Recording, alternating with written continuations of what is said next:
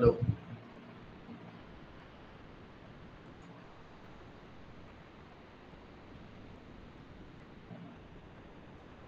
আচ্ছা আজকে আমরা দেখবো সেটা হলো কি তোমার ওই প্লেট টেকটনিক্স এর প্রথম পার্ট। মানে প্লেট টেকটনিক্স আলটিমেট আমরা প্লেট টেকটনিক্সেই যাবো। তার আগে খানিকটা ব্যাকগ্রাউন্ড হিসেবে কিছু জিনিস জানতে হবে। দেখো, আমরা ক্লাস 8-9 পড়ার সময় জেনে এসেছি কি যে পৃথিবীর কন্টিনেন্ট যেগুলো আছে, পৃথিবীর তো মেন 7 কন্টিনেন্টস আছে, সেই কন্টিনেন্টগুলোর যে বাউন্ডারিগুলো, সেই বাউন্ডারিগুলো বেশ কিছু জায়গায় মিলে যাচ্ছে। যেমন সাউথ আমেরিকা নিচে, এদিকে তোমার আফ্রিকা, সাউথ আফ্রিকা, এদের দুজনকার কন্টিনেন্টের মাঝে, মানে দুটো কন্টিনেন্টের মাঝখানে আটলান্টিক ওশেনটা আছে। এই আটলান্টিক ওশেনটার দুটো কোস্ট লাইনকে যদি আমরা তুলনা করি, সেক্ষেত্রে দেখো কি দুটো কোস্ট লাইন এক্স্যাক্টলি খাঁজে খাঁজে পুরো মিলে যায়। ঠিক যেমন করে আমরা ছোটবেলায় জিগস পাজল গুলো খেলেছি, সেরকম হয়। জিগস পাজল মানে বুঝো তো, ছোট ছোট টুকরো থাকে, ব্লক গেম, ছোট ছোট টুকরো থাকে, সেই টুকরোগুলোকে অ্যাসেম্বল করে একটা বড় কোনো ছবি বানানো বা ইত্যাদি, এই সমস্ত জিনিসগুলো। তো ওর বাউন্ডারি গুলো যেমন সিচুয়ার্ড কন্ট্যাক্ট বলে একে, হ্যাঁ, খাঁজে খাঁজে খান কাটা থাকে এবং সেগুলো ঠিক খাপে খাপে বসে গিয়ে মিলে যায়। ঠিক আছে, ঠিক সেই রকম ভাবে কন্টিনেন্টের যে ইয়েগুলো আছে, বাউন্ডারিজ গুলো আছে, সেগুলো ঠিক খাপে খাপে বসে বসে ঠিক মিলে যায়। যেমন একটা ছবি তোমাদেরকে দেখাই। যেমন ধরো তোমার এই যে ছবিটা, এই ছবিটা যদি দেখো, এই যে সাউথ আমেরিকা, এই জায়গাটা সাউথ আমেরিকার বাউন্ডারিটা একটু লক্ষ্য করো।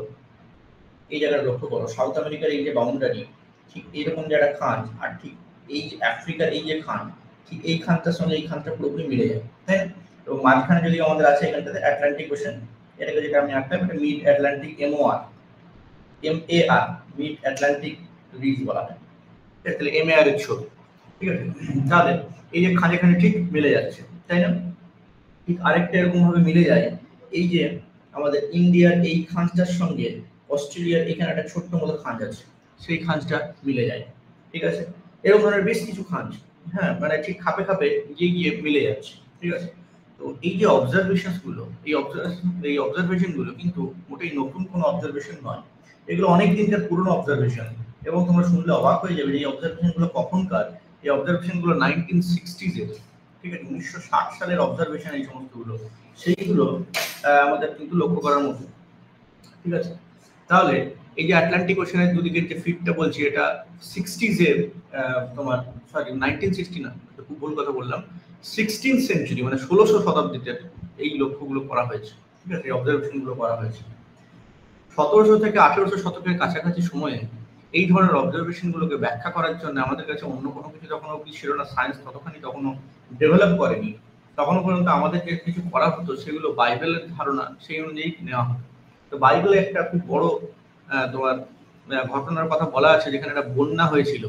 সেই বন্যাটাকে দিয়ে এই সমস্ত কিছু ব্যাখ্যা করার চেষ্টা করা হতো। That was the one and only catastrophic event যেটা হয়েছিল।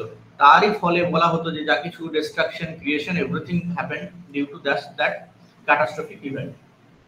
ঠিক আছে, তাহলে এই ব্যাপারগুলোকে ব্যাখ্যা করার চেষ্টা তখন সেইভাবেই করা হলো। তখন বলা হলো কি যে না, এই যে আফ্রিকা এবং আমেরিকার যেটা মিলে যাচ্ছে খাঁজে খাঁজে, এইটা অ্যাকচুয়ালি একটাই কন্টিনেন্ট ছিল।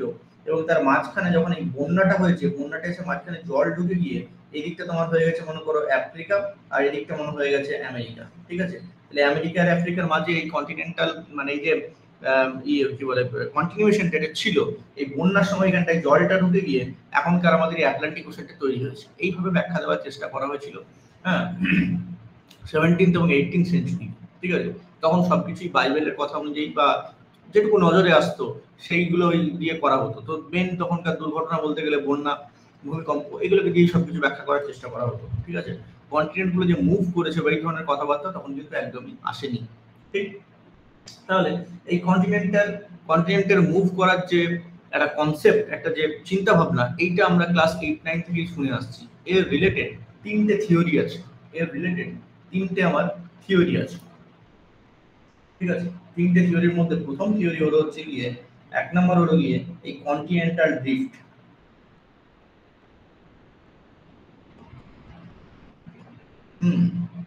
দু নম্বর একটা থিওরি আছে, সেটা খুব একটা হিট থিওরি নয় বলে আমি লিখছি না তার নামটা, ডিসকাস করবো অবশ্যই। 2 নম্বর হলো গিয়ে সি ফ্লোর স্প্রেডিং।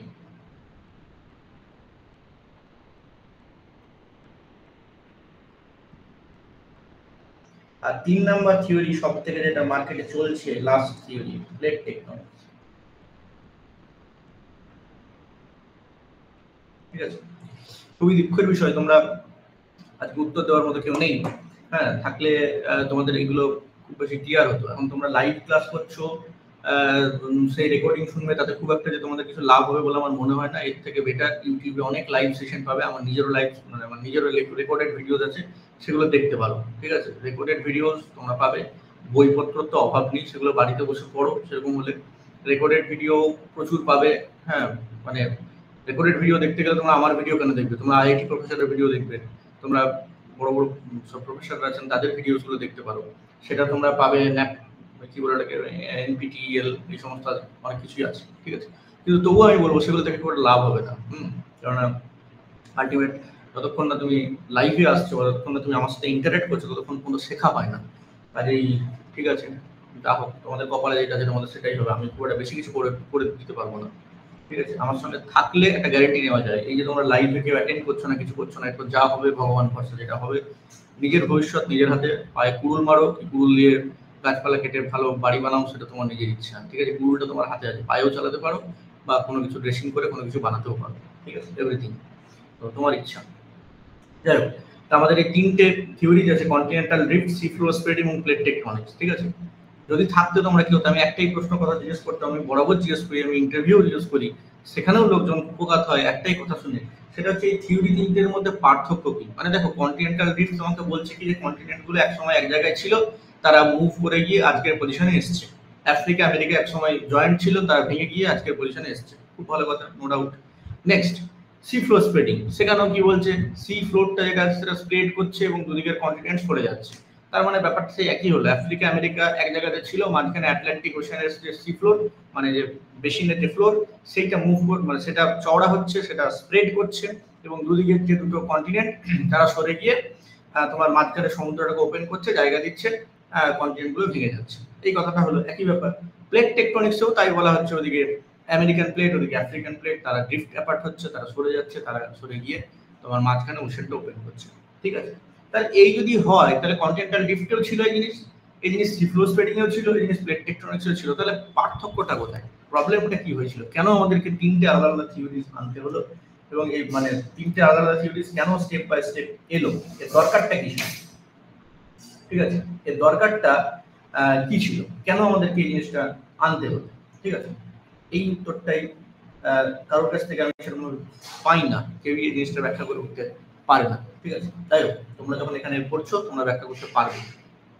ঠিক আছে, continental drift, C floor spreading এবং প্লেট টেকটনিক্স, প্রথমেই তোমাদের যে জিনিসটা বুঝতে হবে যে এই 3টে যে থিওরি, এই 3টে থিওরি একই জিনিসকে ব্যাখ্যা করে বটে। এই 3টে থিওরি ব্যাখ্যাটা করে একই জিনিসকে, এ যা বলে, এ যা বলে আর এ যা বলে, হ্যাঁ একই ব্যাপার, মানে একই কথা বলে তিনজনাকার, আনসারটা তিনজনাকার একই, বাট ওয়ে অফ এক্সপ্লেনেশন এইটা তিনজনাকার আলাদা। তিনজন আলাদা আলাদা ভাবে একই ঘটনাকে এক্সপ্লেইন করেছে। ঠিক আছে, কেমন ভাবে সেটা ডিউ কোর্স আমরা জানতে পারবো 3টে থিওরিজ পড়ে নেওয়ার পরে। কিন্তু মোদ্দা ব্যাপার একটা জিনিস বলছি, যে 3টে জিনিস একই, কিন্তু তোমার অবজারভেশনটা একই অবজারভেশনকে এক্সপ্লেইন করে, বাট এদের এক্সপ্লেনেশনের টেকনিকটা আলাদা। তিনজনাকার যে ব্যাখ্যা, সেই ব্যাখ্যাগুলো আলাদা আলাদা। ঠিক আছে, এবং টাইম ফ্রেমটা আলাদা। কন্টিনেন্টাল ড্রিফট সবথেকে আগে এসছে, তারপরে সি ফ্লোর স্প্রেডিং এসছে, তারপরে তোমার প্লেট টেকটনিক্স সবার লাস্টে গিয়ে এসছে। বুঝে যাচ্ছে কি হলো, 3টে থিওরি যে কি বলছে, কেন বলছে, সেগুলো একটু ব্যাখ্যা করি, তাহলে আমার এই আনসারটা পরিষ্কার হয়ে যাবে শেষ অবধি। ঠিক আছে, আমার এই চ্যাপ্টারের মেজর কোশ্চেন কিন্তু এইটাই, এই 3টে থিওরি কেন এসছে, এই 3টে থিওরির দরকার কি ছিল। ঠিক আছে, অবজারভেশন কিন্তু সবারই একই, তাদের এক্সপ্লেনেশনের ওয়ে গুলো আলাদা। এটা খুব ছোট্ট করে আমি আনসার দিলাম, এই আনসারটাকে আমি আগামী আরেকটা ক্লাস নেব, যে দুটো ক্লাস মিলিয়ে তোমাদেরকে আনসারটা ক্লিয়ার করার চেষ্টা করবো। তোমরাও চেষ্টা করো এই আনসারটা আমার কাছ থেকে সরাসরি নেওয়ার, লাইভ নেওয়ার। রেকর্ডিং এ যেও না, রেকর্ডিং এ খুব একটা ভালো কিছু পারা যায় না। যদি সেটা হতো তাহলে তো অনেক কিছুই হয়ে যেত, সেটা হয়নি, কারোরই হয়নি। আমার যেটা ধারণা, একেই তো অনলাইন ক্লাসে অনেক কিছু হয় না, তার মধ্যেও অনলাইনের উপর তোমরা যে নেক্সট অনলাইনের উপর অনলাইনই যদি করতে যাও, তাহলে যেটা হবে সেটা হচ্ছে বিগ জিরো। তো সেটাকে অ্যাভয়েড করার চেষ্টা করো। ঠিক আছে, হোয়াট এভার, যাই হোক, নেক্সট, তাহলে এটাকে ক্লিয়ার করি। ওই জন্য আমি আজকের ক্লাসটা দেখবে তোমাদেরকে প্রথমে নামও দিয়েছিলাম যে প্লেট টেকটনিক্সের পার্ট 1। তোমরা বলবে স্যার কন্টিনেন্টাল ড্রিফট থিওরি পড়াচ্ছেন, প্লেট টেকটনিক্সের পার্ট 1 কেন বলছেন? এই জন্য বলছি কারণ আমরা আলটিমেট প্লেট টেকটনিক্সে যাব। প্লেট টেকটনিক্স হচ্ছে আলটিমেট থিওরি যেটা এখনো পর্যন্ত অ্যাকসেপ্টেড। এই কন্টিনেন্টাল ড্রিফট বা সি ফ্লো স্প্রেডিং এগুলো সবই আছে, কোনোটাই ফেলে দেওয়া যায় না, বাট আলটিমেট তাদের উপরে প্লেট টেকটনিক্স সত্য, ঠিক আছে?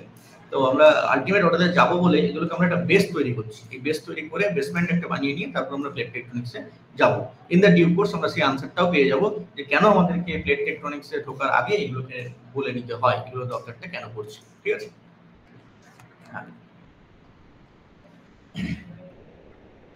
এই যে কন্টিনেন্টাল ড্রিফট থিওরি আজকের যেটা আমাদের টপিক, সেইটার থেকে আমরা দেখতে পাচ্ছি মানে সেটা আমাদেরকে কে বলেছেন? এই কন্টিনেন্টাল ড্রিফট থিওরির জনক বলতে গেলে, এই কন্টিনেন্টাল ড্রিফট থিওরি যিনি প্রথম বলেছিলেন তিনি হচ্ছেন এই অ্যালফ্রেড ওয়েগনার বলে একজন বিজ্ঞানী অবশ্যই, কিন্তু 1920s তিনি বলেছেন। তাহলে আমাদের এই অবজারভেশনটা কিন্তু 60s এর, ঠিক আছে? 16th সেঞ্চুরি, 1600 শতকে এই অবজারভেশনটা হয়েছে যে আমেরিকা এবং সাউথ আমেরিকা এবং সাউথ আফ্রিকার কোস্ট লাইনটা মিলে যাচ্ছে। তখনকার আবিষ্কার, মানে তখনকার এটা অবজারভেশন, কিন্তু তার যে ব্যাখ্যা দিতে দিতে আমাদের আলটিমেট অ্যালফ্রেড ওয়েগনার এলেন 1920s এ, ঠিক আছে? তার মানে 300 বছর ধরে যে ব্যাখ্যাটা চলছিল সেটা ওই বন্যা টন্যা বাইবেল টাইবেল ইত্যাদি দিয়ে, কোনো সাইন্টিফিক ব্যাখ্যা আমরা পাইনি। প্রথম সাইন্টিফিক ব্যাখ্যা যেটা পাওয়া গেল সেটা 1920s এ অ্যালফ্রেড ওয়েগনারের কাছে। এই অ্যালফ্রেড ওয়েগনার কে ছিলেন? তিনি অনেকগুলো মানে বিষয়ে তার ইন্টারেস্ট ছিল। তিনি অ্যাস্ট্রোনমার ছিলেন, মানে জ্যোতির্বিজ্ঞানী, মানে তিনি আকাশের গ্রহ নক্ষত্র তারা ফারা ইত্যাদি নিয়ে গণনা করতেন, টাইমের ক্যালকুলেশন ইত্যাদি এইসবগুলো করতেন, অ্যাস্ট্রোনমি করতেন। তিনি একই সময়ে জিওফিজিক্স নিয়ে অনেক কাজ আছে অ্যালফ্রেড ওয়েগনারের। জিওফিজিক্সের বেশ কিছু ঘটনা প্রথম তিনি আমাদেরকে জানিয়েছিলেন। বেলুন নিয়ে কাজ করতেন, মেটিওরোলজিস্ট ছিলেন, বেসিক্যালি আবহাওয়াবিদ, মেটিওরোলজিস্ট, ঠিক আছে? তোমরা নেটের জন্য যখন দেখবে মেটিওরোলজি আমাদের একটা সাবজেক্ট থাকে, তো সেই আবহাওয়াবিদ, আবহাওয়া নিয়ে তিনি অনেক কাজ করেছেন, ঠিক আছে? বেলুনিস্ট, মানে বেলুন নিয়ে আবহাওয়া নিয়ে কাজ করার জন্যই হয়তো বেলুনিস্টের ব্যাপারটা তার ছিল, প্যাশনটা ছিল, তো সেটা ছিল, ঠিক আছে? আমি এমনকি একটা লিটারেচারে এটাও পড়েছিলাম যে এই যে অ্যালফ্রেড ওয়েগনারের কন্টিনেন্টাল ড্রিফটের থিওরি বা ধারণা, সেটা এসেছিল তার কারণ তিনি মেটিওরোলজিস্ট ছিলেন বলেই। তিনি অ্যাকচুয়ালি একদিন মেঘ ক্লাউডকে অবজার্ভ করেছিলেন, উপরে ক্লাউডগুলো ঠিক যেভাবে ভেসে যাচ্ছে সেইটাকে তিনি দেখছিলেন যে কেমন ভাবে ক্লাউডগুলো ভেসে যাচ্ছে। সেটা দেখতে গিয়ে তিনি দেখলেন যে আকাশের মধ্যে ক্লাউডগুলো, মেঘের টুকরোগুলো কখনো ভেসে ভেসে নিজেদের মধ্যে কানেক্টেড হয়ে যাচ্ছে, জয়েন্ট হয়ে যাচ্ছে, আবার হাওয়ার জন্য এয়ার ফ্লো মানে উইন্ডের জন্য তারা তোমার কখনো কখনো ছিঁড়ে যাচ্ছে নিজেদের মধ্যে, টর্ন অ্যাপার্ট হচ্ছে, ঠিক আছে? তাহলে এইটা তিনি দেখেই তার মধ্যে নাকি এসেছিল ধারণাটা যে কন্টিনেন্ট গুলো বোধহয় এইভাবেই জোড়া লেগেছে এবং ছিঁড়ে গেছে, ঠিক আছে? তো তিনি মেটিওরোলজিস্ট ছিলেন, তিনি আবহাওয়াবিদ ছিলেন, তিনি এইসব মেঘ, আবহাওয়া ইত্যাদি নিয়ে পড়তেন। প্যালিও ক্লাইমেটিক এভিডেন্সও বেশ কিছু তিনি দিয়েছিলেন কন্টিনেন্টাল ড্রিফটের পক্ষে, ঠিক আছে? তাহলে এই অ্যালফ্রেড ওয়েগনার কিন্তু প্রি ড্রিফট একটা মডেল দিয়েছিলেন যে প্রি ড্রিফটের আগে পৃথিবীটা কেমন ছিল। আমরা এখন যেরকম 7টা মেন কন্টিনেন্ট আমাদের দেখছি, সেরকম কিন্তু পৃথিবীটা আগে কথা অনুযায়ী মানে যেটা বলা হয় সেরকম নাকি আগে ছিল না। এখন 7টা কন্টিনেন্ট কেমন ভাবে ছড়িয়ে আছে যদি তোমরা দেখো একটু, তাহলে এখানে দেখবে, এখানে দেখো এশিয়া মেন কন্টিনেন্ট গুলো যদি আমরা একটু নজর করি, বড় কন্টিনেন্ট গুলো, তাহলে এই জায়গাটাকে আমরা এশিয়া, ইউরোপ, এটা আফ্রিকা, এটা সাউথ আমেরিকা, এদিকে নর্থ আমেরিকা আছে, এদিকে অস্ট্রেলিয়া, এই নিচে অ্যান্টার্কটিকা, ঠিক আছে? তাহলে এই যে মেন কতগুলো তোমার আছে কি বলে তোমার কন্টিনেন্ট, 1 2 3 4 5 6 7, 7টা কন্টিনেন্ট আছে। তার মধ্যে এই যে এটা প্রেজেন্ট কনফিগারেশন, এখন কন্টিনেন্ট গুলো এখানে আছে।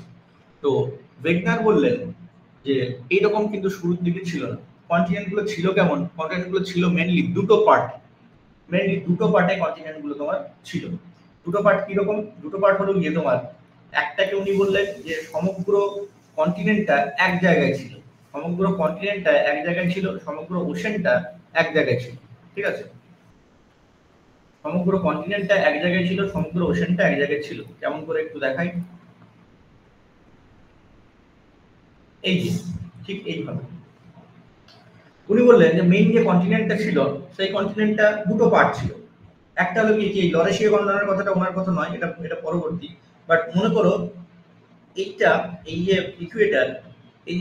ইকুয়েটরের নিচে কিছু ল্যান্ডমাস ছিল, এই মেন ল্যান্ডমাস, এটাতে এখনকার কনফিগারেশন একটু ভেঙে দেখানো হয়েছে, বাট একটা মেন ল্যান্ডমার্ক ছিল এরকম, আরেকটা মেন ল্যান্ডমার্ক ছিল যেটা মোটামুটি ইকুয়েটরের কাছাকাছি ছিল। এই পুরো ব্যাপারটাকে মিলিয়ে ওয়েগনার বলেছিলেন এই হলো গিয়ে আমাদের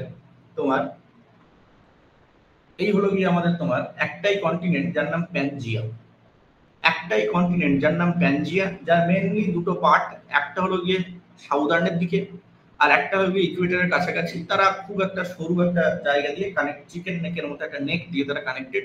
এবং এই কনফিগারেশনটাকে তিনি বললেন যে এই হলো গিয়ে আমার প্যানজিয়া, এবং প্যানজিয়া বাদ দিয়ে যে বাকি ওশানটা পড়েছিল সেটা হলো প্যানথালসা। এই প্যানজিয়া এবং প্যানথালসা কথাগুলো অ্যাকচুয়ালি গ্রিক কথা, যেটা প্যানজিয়া কথাটার মানে হচ্ছে কি তোমার অল দ্য ওশান, এবং প্যানথালসা কথাটা সরি অল দ্য ল্যান্ড, এবং প্যানথালসা কথাটার মানে হচ্ছে পুরো টোটাল ওশান। ঠিক আছে, তাহলে উনি প্যানজিয়া এবং প্যানথালসা দুটো ভাগে মানে দুটো জিনিস বলেছিলেন, যে কন্টিনেন্টটা ড্রিফটিং এর আগে পুরো একটা প্যানজিয়াতে ছিল এবং পুরো ওশানটা এক জায়গায় ছিল, যেটাকে উনি বলেছিলেন প্যানথালসা। ঠিক আছে, অবশ্য এখন আমরা এই প্যানজিয়া নামটাকে এখনো পর্যন্ত আছে, কিন্তু প্যানজিয়াটাকে এখন আর আমরা সেভাবে দেখি না। আমরা ডু টয়েটস বলে একজন বিজ্ঞানী, তার কথায় বিশ্বাস করি। এবং তার কথাটা কেমন, তার কথাটা হলো এইরকম, দেখাই।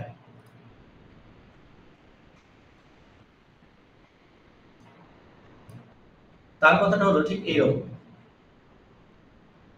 এখন আমরা এই ডু টয়েটসের সুপার কন্টিনেন্টের কথাবার্তা বলি 1937 এ, যেটা উনি বলেছিলেন। তাহলে 1920 এ অ্যালফ্রেড ওয়েগনার, তখন 1937 উনি এসেছেন। তো ও বললো কি যে এই যে দুটো কন্টিনেন্ট বলা হলো না, যে মাঝখানে ইকুয়েটর, তার চারিপাশে একটা এবং তার নিচে একটা সাউদার্ন কন্টিনেন্ট একটা, এই সাউদার্ন কন্টিনেন্টটাকে ও বললো না এটা হলো গিয়ে তোমার গন্ডোয়ানা। ঠিক আছে, আর এই যে নর্দার্ন যেটা, এইটাকেও বললো যে না এটা হলো গিয়ে তোমার লরেশিয়া।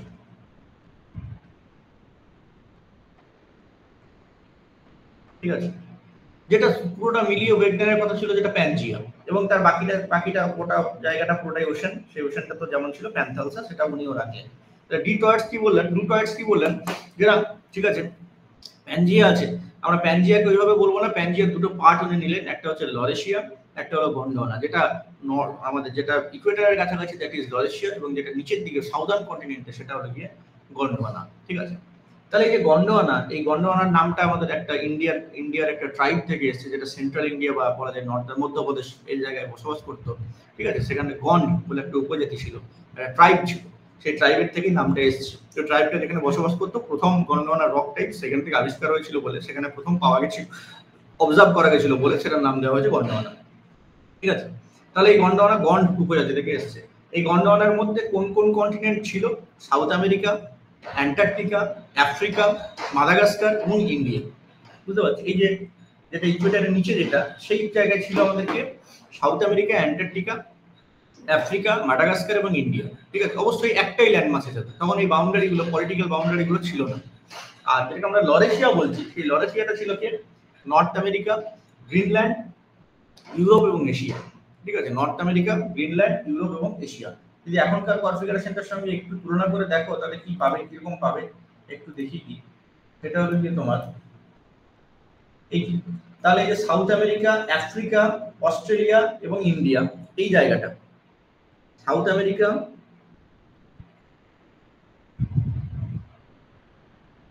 এই যে জায়গাটা সাউথ আমেরিকা, আফ্রিকা, ইন্ডিয়ার খানিকটা পার্ট, অস্ট্রেলিয়া, এই জায়গাটা মিলেছিল তোমার কি এই যে কটা দেশ আছে, এরা সবাই মানে কন্টিনেন্ট কি বলে মহাদেশ আছে, কন্টিনেন্ট আছে, এরা সবাই ছিল তোমার কিসের মধ্যে আমার চলে গেল, গন্ডোয়ানার মধ্যে। ঠিক আছে, আর এই উপরের দিকে নর্থ আমেরিকা, এশিয়া টেশিয়া, এই জায়গাগুলো মিলে যেটা আছে, গ্রিনল্যান্ড ফিনল্যান্ড সবকিছু মিলে যেটা আছে, সেটা চলে গেল তোমার কি, সেটা চলে যাচ্ছে আমার উপরের পার্টটাতে, মানে লরেশিয়ার মধ্যে। বুঝে গেল? তাহলে এই দুটো কথা আমাদের কে বানালেন? ডি টয়েটস। এবং মাঝখানে ও যেটা বললো সেটা হলো এই যে মাঝখানে যে সাগরটা আছে, এদের মাঝখানে যে সাগরটা আছে, that is proto Tethys ocean. Tethys ওশেনের পুরনো একটা সাগর, যেটা একটা মেডিটেরিয়ান সি। মেডিটেরিয়ান সি মানে কি জানো তো? ভূমধ্য সাগর। মানে তোমার মানে ল্যান্ডের মাঝখানে আবদ্ধ থাকা একটা সাগর, যেটা বেসিক্যালি হ্রদ বলা চলে, যেটাকে বেসিক্যালি লেক বলা চলে। সেটা সরাসরি কিন্তু সমুদ্রের সঙ্গে ঠিক কানেক্টেড নয়, কিন্তু খুব বড় হয়ে যাওয়ার জন্য সেটাকে আমরা সি বলে নাম দিচ্ছি, যেটা মেডিটেরিয়ান সি। যেমন আমাদের এখনকার যে মেডিটেরিয়ান সি, সেটা কোথায় আছে? সেটা হচ্ছে ঠিক এই জায়গাটাতে, এই এইখানটাতে একটা সি দেখতে পাচ্ছ, এটা হলো মেডিটেরিয়ান সি। দেখো এটা ইউরোপ এবং আফ্রিকার মাঝে ল্যান্ডের মাঝখানে এটা লক হয়ে আছে খানিকটা ওয়াটার, ঠিক আছে, এটাকে আমরা বলি মেডিটেরিয়ান সি। তো সেই সময়ও এই উপরের দিকের যে লরেশিয়া এবং নিচের দিকের যে গন্ডোয়ানা তার মাঝখানে যে সিটা ছিল সেটাকে আমরা একটা মেডিটেরিয়ান সি, সেটাকে আমরা বলেছিলাম কি প্রোটোটেথিস, ঠিক আছে। কার কথা অনুযায়ী? ডিটয়েটসের নাম, মানে নাম অনুযায়ী, ঠিক আছে, মানে ডিটয়েটসের কথা অনুযায়ী, বুঝা গেল? তাহলে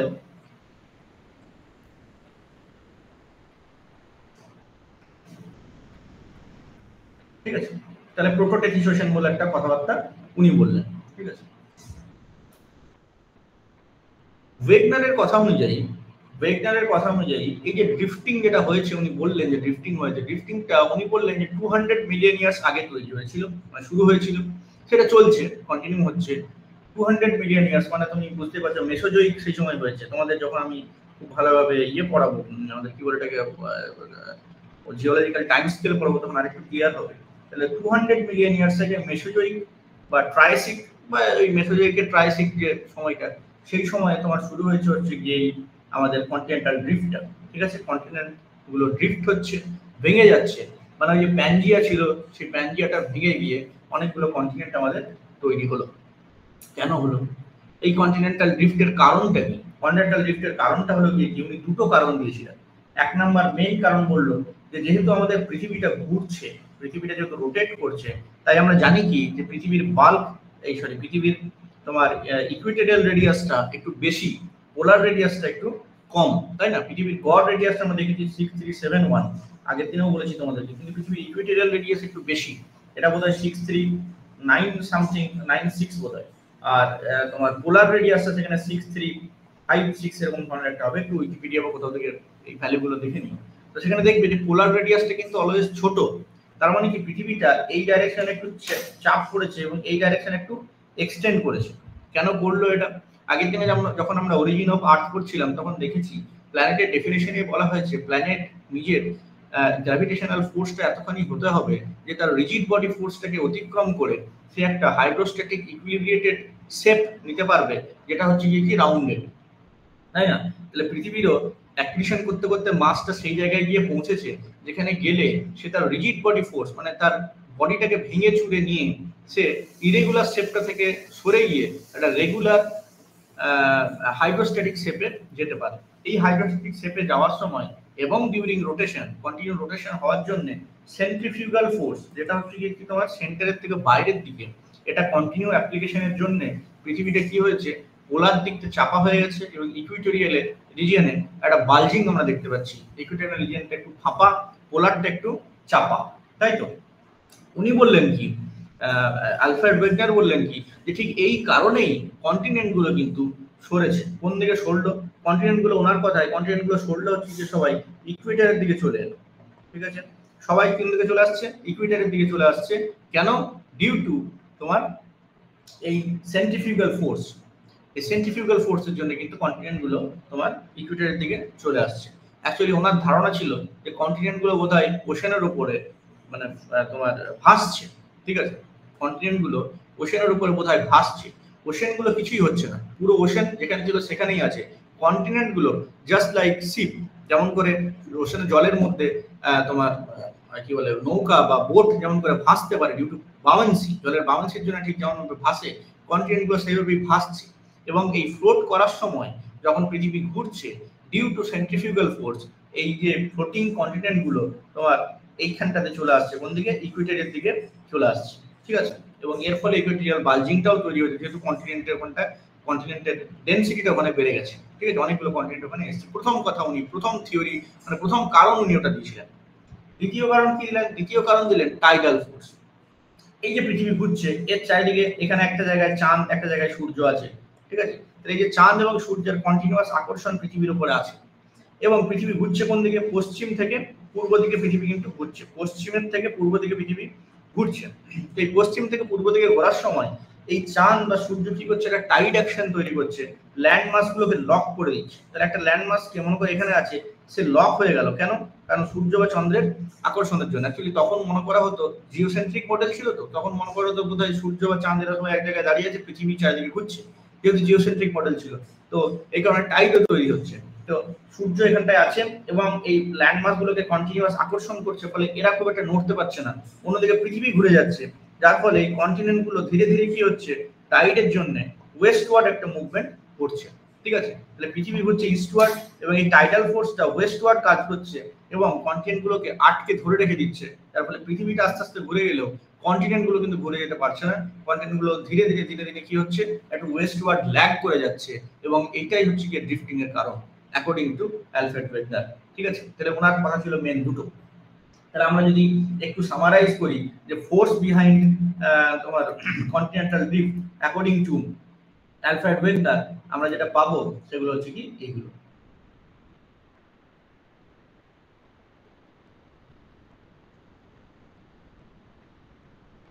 পোলার ফিলিং মানে তোমার যে সেন্ট্রিফিউগাল ফোর্স যেটা সেইটা পোলার ফিলিং। আরেকটা আমরা যেটা পাবো সেটা হলো কি তোমার tidal force, gravitational pool of the moon এবং সান। ঠিক আছে, সানটা কম যদিও বাট স্টিল সান এবং মুনের গ্র্যাভিটেশনাল পুলের জন্য এবং পোলার ফিলিং এর জন্য এরা ইকুইটরের দিকে ছুটে আসছে বা ইকুইটর রিজিয়নে যারা এলো তারা সান এবং মুন দিয়ে অ্যাট্রাক্টেড হয়ে গিয়ে ওখানে লক হয়ে যাচ্ছে এবং ধীরে ধীরে একটা ওয়েস্টওয়ার্ড ল্যাগিং দেখাচ্ছে, যার ফলে কন্টিনেন্টাল ড্রিফট হচ্ছে। এখন ড্রব্যাক গুলো কি কি, কেন এই থিওরিটা আমাদের কাছে পরবর্তীকালে এই থিওরিটা গৃহীত হলো না, কেন আমাদেরকে এর থেকে মুভ করে গিয়ে সি ফ্লো স্প্রেডিং এবং প্লেট টেকটনিক্সের দিকে যেতে হলো, সেটা আমরা দেখব।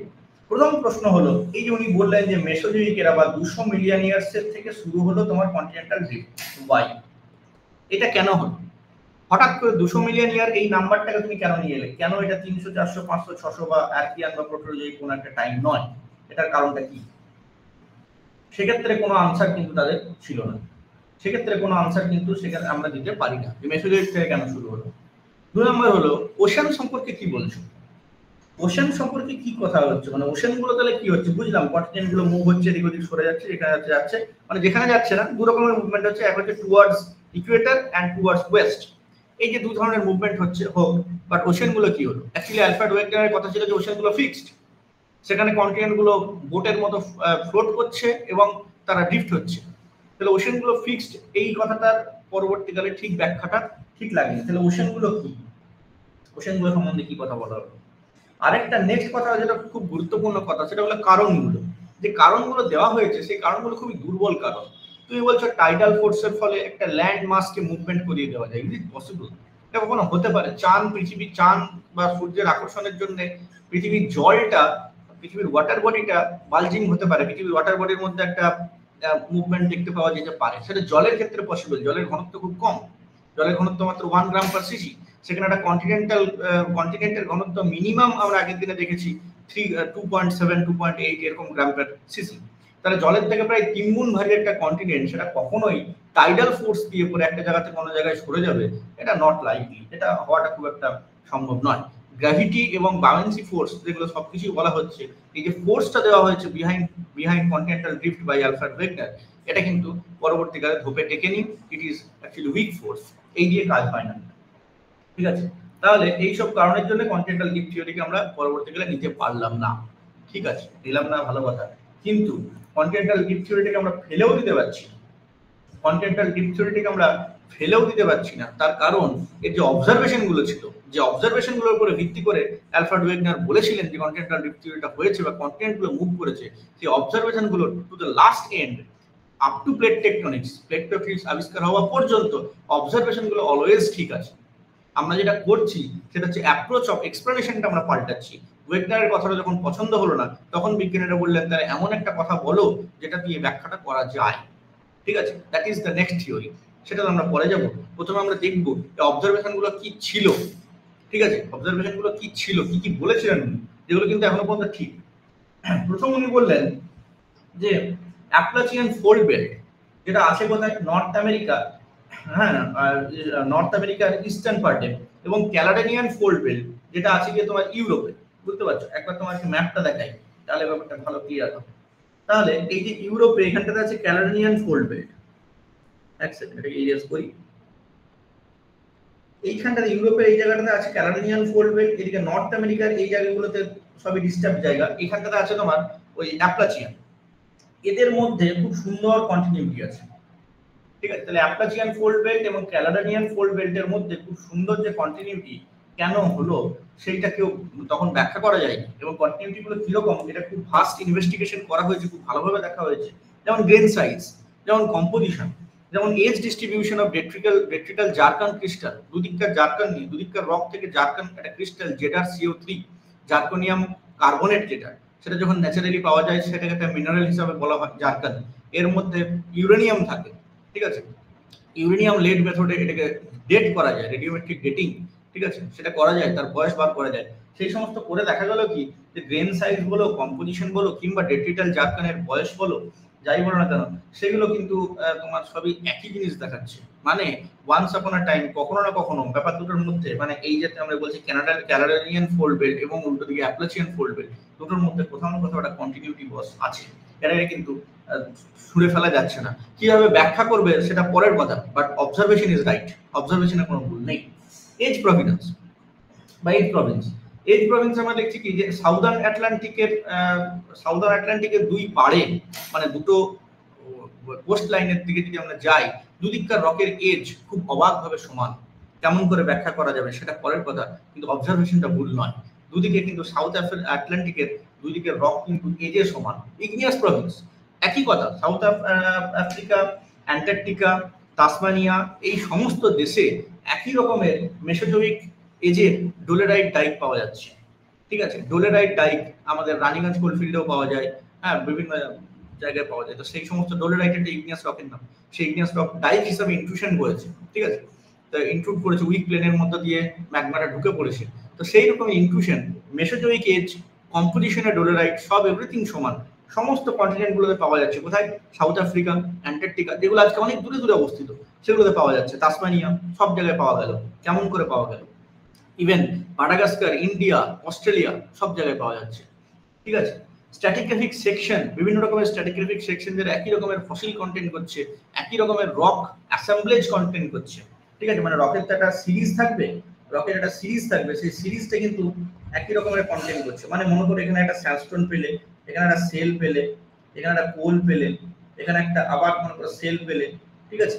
এইটা মনে করো তুমি পাচ্ছ নর্থ আমেরিকায়, ঠিক আছে, বা মনে করো সাউথ আমেরিকায়, একই জিনিস পাচ্ছ তুমি সাউথ আফ্রিকায়। ঠিক এইরকম ধরনেরই লেয়ারিংটা পাচ্ছ, যেটা কিনা খাপে খাপে মিলে যায়, তাদের এজ মিলে যাচ্ছে, তাদের মধ্যে যে ট্রেস এলিমেন্টস তারা মিলে যাচ্ছে, তাদের মধ্যে যে ফসিল কন্টেন্ট তারা মিলে যাচ্ছে। এটা কেমন করে সম্ভব? এটা কখনোই সম্ভব নয় যদি না এই শেলটা এবং এই শেলটার মধ্যে একটা কিছু কন্টিনিউয়াস ব্যাপার আগে থেকে থাকে। পরে সেটা আলাদা হয়ে গেছে, কিভাবে হলো দ্যাট ইজ ফার্দার তোমার ডাউটের বিষয়, মানে সেটা ফার্দার তর্কের বিষয়, ঠিক আছে। বাট অবজারভেশনটা কিন্তু কখনোই মিথ্যা নয়। এই ধরনের অবজারভেশন, মেটালজিক প্রভিন্স মানে হচ্ছে কি তোমার যেসব জায়গায় আমরা বিভিন্ন রকমের ওর পাচ্ছি, মেটালের ওর পাচ্ছি, তারাও আয়রন ওর, গোল্ড কন্টিনেন্টের দুই পারে মিলে যাচ্ছে, ঠিক আছে। বা মানে মাঝখানে যে ইন্টারভেনিং ওশেন, তার দুই পারে একই রকমের ব্যাপার স্যাপার আমরা পাচ্ছি। এইগুলোকে আমরা বলি কি জিওলজিক এভিডেন্স, ঠিক আছে। জিওলজি দেখে আমরা বুঝতে পারছি। এই প্রত্যেকটা জিওলজিক এভিডেন্স এখনো পর্যন্ত কেটে ফেলা যায়নি, সবকটা ঠিক, ঠিক আছে। কাজে এই জন্য আমি বলছিলাম যে তোমার ব্যাখ্যাটা ভুল হয়েছে, তুমি যে ফোর্সটা বলেছো সেটা ভুল হয়েছে, বাউন্সি কথাগুলো হয়তো খুব একটা সত্যি বলে মনে হচ্ছে না, কিন্তু অবজারভেশন গুলো কিন্তু কখনোই ফেলে দেওয়ার মতো ছিল না। এখনো এই অবজারভেশন গুলো আজকের ডেট অবধি কিন্তু সমস্ত কিছু ঠিক। নেক্সট, প্যালিও ক্লাইমেটিক এভিডেন্স, যেটার উপরে তোমার ওয়েগনারের বিশেষ গুরুত্ব ছিল, ঠিক আছে। ওয়েগনার নিজের মেটিওরোলজিস্ট ছিলেন, তো তার কারণে খুব বেশি গুরুত্ব দিয়েছিলেন। প্রথমত হচ্ছে কার্বনেট এবং রিফ ডিপোজিট। কার্বনেট এবং রিফ ডিপোজিট, রিফ মানে বুঝতে পারছো কোরাল রিফ, এরা একটু গরম আবহাওয়ায় তৈরি হয়, ইকুয়েটরের কাছাকাছি জায়গায় তৈরি হয়, ঠিক আছে। তাহলে এই যদি হয় পৃথিবী, এই পৃথিবীর ইকুয়েটরের কাছাকাছি জায়গায় 0 থেকে 30 ডিগ্রি ল্যাটিটিউডের মধ্যবর্তী যে জায়গাটা, এইখানটাতে আমরা সাধারণত কার্বনেট এবং রিফ গুলো পেয়ে থাকি, কোরাল রিফ গুলো পেয়ে থাকি, ঠিক আছে। তাহলে আজকে যে সমস্ত কন্টিনেন্ট গুলো ইকুয়েটর থেকে অনেক দূরে, সেই সমস্ত জায়গাতেও আমরা কার্বনেট এবং রিফ পাচ্ছি, এবং খুব খুব সাসপেক্টেডলি যেটা হচ্ছে সেটা এই রিফটা কিন্তু কন্টিনিউ করছে, হ্যাঁ, রিফটা প্রিজার্ভ হয়েছে, সেই প্রিজার্ভ রিফটা কন্টিনিউ করছে বিভিন্ন ল্যান্ডমাসের মধ্যে, যেগুলো আজকে অনেক দূরে ছড়িয়ে গেছে এবং ইকুয়েটরের কাছাকাছি তারা নেই। এমনকি তারা এমন হতে পারে তারা নর্থ পোলের কাছাকাছি গ্রিনল্যান্ড পৌঁছে গেছে, ঠিক আছে। কেমন করে সম্ভব? যদি না তারা ওয়ান্স আপন আ টাইম ইকুয়েটরের কাছে থাকে, এবং নট অনলি ইকুয়েটরের কাছে থাকে, যদি না এই ল্যান্ডমাসগুলো ইকুয়েটরের কাছে এবং কানেক্টেড থেকে থাকে, তাহলে এই ধরনের কোরাল রিফ বা কার্বনেট ডিপোজিটগুলো আমরা পেলাম কি করে? সিমিলার কথা চলতে পারে ইভাপোরাইটস এর ক্ষেত্রে। ইভাপোরাইট এমন একটা ডিপোজিট যেটা কখন তৈরি হয়? যেটা তৈরি হয় হচ্ছে গিয়ে কোনো একটা ল্যান্ড মাসের মধ্যে সমুদ্রের জল ঢুকে, ওশেন ওয়াটার যেটা সল্টি, সেটা ঢুকে বা অনেক ধরনের আয়ন্স কন্টেইন করে, সেটা ঢুকে ট্র্যাপড হয়ে যায় এবং দীর্ঘদিন ধরে সেটা মানে সেটা ইভাপোরেশন হতে থাকে এবং এই যে সল্ট, যে সলিউশনে যে সমস্ত আয়ন্স গুলো আছে তারা প্রেসিপিটেট হয়ে মিনারেলস তৈরি করে। ঠিক আছে, এই ব্যাপারটাকে আমরা বলি ইভাপোরাইট। যেমন ভারতের একটা ইভাপোরাইট মেশিন হচ্ছে গিয়ে তোমার রান অফ কাচ। ঠিক আছে, আরব সাগরের জলটা সেখানে ঢুকেছিল ওয়ান্স আপন আ টাইম, সেই জলটা তো বেরিয়ে চলে গেছে। এখনো পর্যন্ত টাইটের সময় রান অফ কাছে কোথাও কোথাও জল ঢোকে, তো সেটা জলটা তো বেরিয়ে চলে গেছে, কিন্তু ইভাপোরেশনটা অনেক দিন ধরে চলেছে এবং জলের মধ্যে দ্রবীভূত যে আয়ন্স গুলো তারা প্রেসিপিটেট হয়ে সেখানে একটা হিউজ পরিমাণে তোমার সল্টের ডিপোজিট তৈরি করেছে। ঠিক আছে, তো এটা রান অফ কাচ। ঠিক আছে, গুজরাটের ওয়েস্টার্ন পার্ট গুলোতে সব আছে। তো এই ধরনের ইভাপোরাইট ডিপোজিট, এটা কিন্তু তোমার একটা হিউমিড ক্লাইমেট এবং যেখানে তোমার ইভাপোরেশন হতে পারে, ইভাপোরেশন নিশ্চয়ই পোলার রিজিয়নে হবে না, কেননা বুঝতেই পারছো হিটের প্রয়োজন। সেটা 10 থেকে 50 ডিগ্রির মধ্যে, মানে ইকুয়েটার 50 ডিগ্রি, ইকুয়েটার থেকে 2 থেকে 50 ডিগ্রির মধ্যেই তৈরি হয়। তো সেই ধরনের ইভাপোরাইট ডিপোজিট আমরা কন্টিনিউয়াস পাচ্ছি সেই সমস্ত ল্যান্ডের মধ্যে যারা আজকে অনেক দূরে ছড়িয়ে গেছে। একই কথা বলা যায় রেড বেডস এর সম্পর্কে। রেড বেডস মানে হচ্ছে কি অক্সিডাইজড এরা। হ্যাঁ, রেড বেডস মানে হচ্ছে ওয়ান টাইপ অফ স্যান্ডস্টোন, যেখানে স্যান্ডের প্রত্যেকটা গ্রেন লাল রঙের একটা হেটেরোজেনিয়াস কোটিং দিয়ে আবৃত হয়ে আছে, কোটেড। ঠিক আছে, যার ফলে গোটা রকটাকে তুমি যদি হাতে নাও দেখবে একটা রেড স্যান্ডস্টোন, রেড টাইপের। ঠিক আছে, একে বলে রেড বেড। তাহলে এই যে রেড বেড, যেটা স্যান্ডস্টোন গুলো কোটেড হয়েছে আয়রন দিয়ে, কখন পসিবল? এটা possible only when there is sustaining oxidising environment. একটা অক্সিডাইজিং এনভায়রনমেন্ট অনেকদিন ধরে যদি সাস্টেইন করে, তবেই তুমি এই ধরনের রেড পাবে এবং এওলিয়ান হওয়ার চান্স খুব বেশি। তার মানে সেটা এক্সপোজড হয়েছিল, সেটা অক্সিজেনের কোয়ান্টিটি মানে কন্ট্যাক্টে অনেকদিন ধরে আসার ফলে এই ধরনের রেড একটা লাল রঙের কোটিং তৈরি হয়। এই যে রেড বেডটা, এটাও কিন্তু ইকুয়েটরের 30 ডিগ্রির মধ্যেই হওয়া উচিত। ঠিক আছে, কিন্তু যেখানে যেখানে পাচ্ছি সেই কন্টিনেন্ট গুলো আজকে ইকুয়েটরের থেকে অনেক দূরে, তাদের সঙ্গে ইকুয়েটরের কোনো রকম সম্পর্ক নেই, বা কন্টিনেন্ট গুলো নিজেদের মধ্যেও কোনো সম্পর্ক নেই। সেখান থেকে কিন্তু একটা সন্দেহের উদ্রেক অলওয়েজ আমাদের হচ্ছে। ঠিক আছে, তাহলে এটা হচ্ছে প্যালিও ক্লাইমেটিক এভিডেন্স এবং প্যালিও ল্যাটিটিউড আমাদেরকে এটা দেখাচ্ছে। কোল, কয়লা, কোল কোথায় তৈরি হয়? কোল তৈরি হয় সেই সমস্ত জায়গায় যেখানে আমরা বলি সোয়াম্পি এনভায়রনমেন্ট। ফর এক্সাম্পল এখনকার সুন্দরবন, এখানে কি হচ্ছে, তোমার প্রচুর গাছপালা রয়েছে এবং একটা থিন ওয়াটার দিয়ে এরা ঢাকা রয়েছে। এরা অক্সিজেনের সঙ্গে কখনো কন্ট্যাক্ট আসছে জোয়ারের সময়, ভাটার সময়, আবার জোয়ারের সময় কন্ট্যাক্টটা বিচ্ছিন্ন হয়ে যাচ্ছে। এইগুলো হচ্ছে খুব টিপিক্যাল কন্ডিশন যেখানে তোমার কোল ডিপোজিটটা তৈরি হয়। ঠিক আছে, রেন ফরেস্টের প্রয়োজন হয়, যেমন অ্যামাজন, ব্রাজিল রেন ফরেস্ট আছে, সেই রেন ফরেস্ট আছে বড় বড় গাছপালা, সেইগুলো সাবমার্সড হয়ে গেলে, চাপা পড়লে একটা টাইমে কিন্তু তোমার কোল ডিপোজিট তৈরি হওয়ার চান্স খুব বেশি। ঠিক আছে, তাহলে এগুলো তো আমি বুঝলাম কোথায় কোথায় হতে পারে। অ্যাকচুয়ালি কোল ডিপোজিট দুটো জায়গাতেই হতে পারে। একটা তোমার হচ্ছে গিয়ে ট্রপিক্যাল রেন ফরেস্ট, যেটা সেইখানে, তার মানে সেখানে বৃষ্টিপাত প্রচন্ড বেশি এবং তার টেম্পারেচার বেশি, 30 in an average 30 degree temperature দরকার পড়বে। তাহলে এরকম জায়গায় এবং সোয়াম্পি এনভায়রনমেন্ট, ঠিক আছে, সেরকম জায়গায় তোমার একটা চান্স যেখানে তোমার কয়লা ডিপোজিট, কোল ডিপোজিট হতে পারে। আরেকটা চান্স কি, যেখানে হচ্ছে তোমার পোলার রিজিয়ন, সেখানে হতে পারে। সেখানে কেমন ভাবে হতে পারে, সেখানের কায়দাটা কি? সেখানের কায়দাটা হচ্ছে যে গাছপালাগুলো, পোলার গাছপালা, ফ্লোরাটা আলাদা হবে, ফ্লোরাটা অবশ্যই আলাদা হবে। মানে যেটা আমার ট্রপিক্যাল রিজিয়নের যে গাছটা মরে গিয়ে কয়লা হচ্ছে পোলে, সেই গাছটাই সেই টাইপের ফ্লোরা তুমি পাবে না। ফ্লোরাটা দিয়ে আইডেন্টিফাই করা যাবে যে ক্লাইমেটটা কেমন ছিল, বাট পোলের কায়দাটা কিরকম, সেখানে হলো গিয়ে তোমার গাছপালাগুলো মরবে, মরে চাপা পড়বে এবং ইমিডিয়েট একটা sudden cut out from the atmosphere হবে। কেন? বরফের নিচে চাপা পড়ে গিয়ে। এই ফলেও কিন্তু কয়লা তৈরি হতে পারে। এই যে আমাদের গন্ডোয়ানার কয়লা, এই সম্পর্কে দুটো মতবাদ অ্যালফ্রেড ওয়েগনার দিয়েছিলেন। সেটা হলো গিয়ে কি, গন্ডোয়ানায় দুটো টাইমের কয়লা পাওয়া যায়। একটা হলো গিয়ে এই যে কার্বনিফেরাস টাইপের যে কয়লা, মানে কার্বনিফেরাস টাইমের যে কয়লা, এই কয়লাটা কিন্তু তোমার যেটা আমরা দেখি সেটা হচ্ছে গিয়ে এই যে ট্রপিক্যাল রেন ফরেস্ট টাইপের কয়লা। এখানে যে ফ্লোরাটা পাওয়া যায় সেটা ট্রপিক্যাল রেন ফরেস্টের যে কোলটা তৈরি হওয়া উচিত, যে টাইপের গাছপালা থাকা উচিত, সেই টাইপের গাছপালা থেকে তৈরি হয়েছে। কিন্তু এই কার্বনিফেরাসের উপরেই আছে এজটার নাম হচ্ছে পারমিয়ান। সেই পারমিয়ান এজের যে কয়লা, সেইটাকে আমরা দেখি পোলার রিজিয়নের মতো দেখতে। কেমন করে হলো? এটা কিভাবে সম্ভব? একটা ল্যান্ডমাস পৃথিবীর একটা নির্দিষ্ট জায়গায় অবস্থান করছে, সেখানে বুঝলাম আমি, ঠিক আছে, ইকুয়েটরের কাছাকাছি ছিল, ইকুয়েটরের মতো হলো, কিন্তু তার উপরেরটা পোলার রিজিয়নের মতো হলো কেমন করে, যদি না এই কন্টিনেন্টটা ইকুয়েটার থেকে পোলারের দিকে চলে গিয়ে থাকে। বোঝা গেল? এগুলো কিন্তু এভিডেন্স দিচ্ছে আমাকে যে কন্টিনেন্টটা কিন্তু এক জায়গায় ছিল না, কন্টিনেন্টটা কিন্তু নড়াচড়া হয়েছে। ঠিক আছে। ফসফরাইট ডিপোজিট 45 ডিগ্রির মধ্যে হওয়া উচিত। ফসফরাইট বিভিন্ন জায়গায় ছড়িয়ে গেছে। বক্সাইট, ল্যাটেরাইট ডিপোজিট এরাও কিন্তু খুব একটা হিউমিড কন্ডিশনে হয়। অস্ট্রেলিয়ার ম্যাপ এই যে দেখছো, তার যে ওয়েস্টার্ন পার্টটা, এখানে খুব বেশি বক্সাইট পাওয়া যায়। তাহলে এই যে ওয়েস্টার্ন জায়গাটাতে এবং এখানে হিউমিড জায়গা, এইসব অস্ট্রেলিয়ার তার পাশেরটা অবশ্য ডেজার্ট, ঠিক আছে, কিন্তু এই জায়গাতে যেখানে হিউমিড পজিশনটা আছে সেখানে আমাদের প্রচুর পরিমাণে বক্সাইট পাওয়া যায়, আয়রন ডিপোজিট পাওয়া যায়, ল্যাটেরাইট, ঠিক আছে, এগুলো দরকার। তো এগুলো আমরা পাচ্ছি ছড়িয়ে। ডেজার্ট কোল্ড ডেজার্ট হতে পারে, বা তোমার নিরক্ষীয় অঞ্চলে যে আমাদের ইকুয়েটরিয়াল রিজিয়নের ডেজার্ট হতে পারে, যাই হোক না কেন সেগুলোও কিন্তু এক একটা নির্দিষ্ট ল্যাটিটিউড লংটিটিউডে ফর্ম করে, কিন্তু এখন যেখানে পাচ্ছি সেটা ডিফার করছে, সেখানে সেই অনুযায়ী কখনোই আমাদের ডেজার্ট তৈরি হওয়া উচিত ছিল না। এই সমস্ত এভিডেন্স থেকে আমরা বুঝলাম কি, যে ব্যাপারটার মধ্যে কোথাও একটা গোলমাল আছে। কন্টিনেন্ট গুলো আজকে যেখানে ছিল সেখানে কালকে আগে নিশ্চয়ই ছিল না। গ্লেশিয়াল ডিপোজিট বুঝতে পারছো, গ্লেশিয়ালটা তোমার পোলার রিজিয়নে গ্লেশিয়ারটা পাওয়া উচিত, যেটা এখন আমরা পাচ্ছি তোমার ইয়েতে কি বলে গ্রিনল্যান্ডে পোলার সিট, ঠিক আছে, পোলার সিটস রয়েছে, আইস সিটস রয়েছে, বুঝতে পারলাম। কিন্তু সেম জিনিস আমাদের এই জায়গাতে গন্ডোয়ানা ল্যান্ডে আছে কেমন করে? গন্ডোয়ানার জিওলজির সব থেকে যে নিচেকার bottom most sedimentary layer, that is Talchir formation. সেই তালচির ফর্মেশন আমরা ডায়ামিকটাইটস পাই, যেটা কিনা একটা গ্লেশিয়াল অরিজিন থেকে আমরা পাচ্ছি। গ্লেশিয়ারের একটা প্রোডাক্ট কেমন করে পেলাম?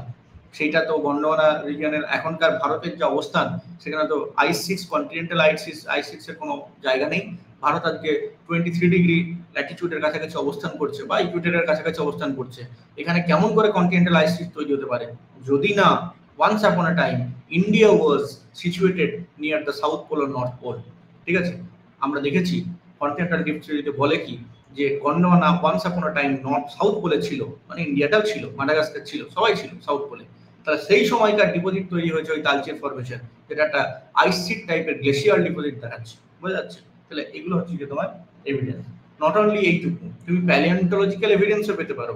পুরা জীববিদ্যা, পুরনো জীবন, পুরনো ফসিল, তারাও আমাদেরকে দেখাচ্ছে কি এই ধরনের কিছু ব্যাপার স্যাপার কিন্তু ছিল। সেটাতে আমি খুব বেশি যাবো না, মোটামুটি তবু তোমাদেরকে বলি। যেমন মেসোসরাস বলে একটা ডাইনোসর, ঠিক আছে, এটা মনে করা হতো খুব বেশি সাঁতার কাটতে জানে না, কিন্তু মানে পারতো না, ঠিক আছে, সাঁতারও ছিল না, কিন্তু তা না হলেও এর fossil Brazil as well as south Africa পাওয়া যাচ্ছে। কেমন করে পাওয়া গেল? সাউথ আফ্রিকাতে পাওয়া যাচ্ছে, ব্রাজিলে পাওয়া যাচ্ছে, মাঝখানে 5000 কিলোমিটারের একটা ওশেন আছে আজকের ডেটে। তাহলে এটা সাঁতরে পার হওয়া মেসোসরাসের পক্ষে কিন্তু সম্ভব ছিল না। তার মানে নিশ্চয়ই এই ল্যান্ড দুটো একটা জায়গাতে ছিল, ঠিক আছে। এই ধরনের বেশ কিছু ফসিল, গসেপ্টেরিস, গঙ্গামপ্টেরিস, দুটো গাছের ফসিল, প্ল্যান্ট ফসিল এরা, ঠিক আছে। তো এরা একই সময়ে Australia, Africa, America, Madagascar, south America সবারই মধ্যে পাওয়া, সাউথ আফ্রিকা সবারই মধ্যে পাওয়া যাচ্ছে। কেমন করে হলো? যদি না কন্টিনেন্ট গুলো একসঙ্গে থেকে থাকে। এই গাছটা তো আর সব জায়গায় ঘুরে বেড়াতে পারবে না, এটা তো পসিবল না, বুঝতে পারছো? বা গাছটা থাকার জন্য যে প্যালিওক্লাইমেটিক ব্যাপারটা প্রয়োজন, সেটা গোটা পৃথিবীতে সব জায়গায় একসঙ্গে প্রিভেল করা সম্ভব নয়।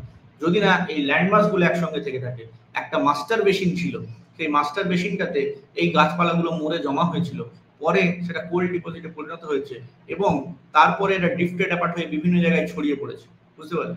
এবং আমরা পাচ্ছি হচ্ছে গিয়ে একটা কন্টিনেন্টাল, মানে কন্টিনেন্ট গুলো ছড়িয়ে গেছে। মনে করো একটা বড় কেক ছিল, কেকের মধ্যে একটা ইয়েলো কালারের ক্রিমের লেয়ার ছিল, ঠিক আছে। এখন কেকটা একসঙ্গে ছিল, গোটা লেয়ারটা তৈরি হয়েছিল, দেওয়া হয়েছিল। এখন কেকটাকে 50টা টুকরো করে একটাকে অথবা কলকাতা, একটাকে বর্ধমান, একটাকে দুর্গাপুরে, একটাকে এখানে, একটা সেখানে পাঠিয়ে দিলে, এবার প্রত্যেকের হাতে কেকের টুকরোতে দেখা যাচ্ছে কি হলুদ রঙের ক্রিমের লেয়ারটা আছে। কি করে সম্ভব? যদি না ওই কেকটা একটা জায়গাতেই, একটাই জায়গাতে বানানো হয়ে থাকে। তাহলে কেকটা বানানো হয়েছিল একটা জায়গাতেই, পরে সেটাকে এতগুলো টুকরো করে বিভিন্ন জায়গায় ছড়িয়ে দেওয়ার ফলে সব কটা টুকরোতে আমরা similar type of stacking, similar type of সবকিছু আমরা দেখতে পাচ্ছি। ফসিল কন্টেন্ট বলো, এভরিথিং, সবকিছু আমরা দেখতে পাচ্ছি সিমিলার। এটা তখনই পসিবল যদি কন্টিনেন্ট গুলো এক জায়গায় থেকে থাকে। তাহলে এই হলো গিয়ে তোমার কন্টিনেন্টাল ড্রিফট।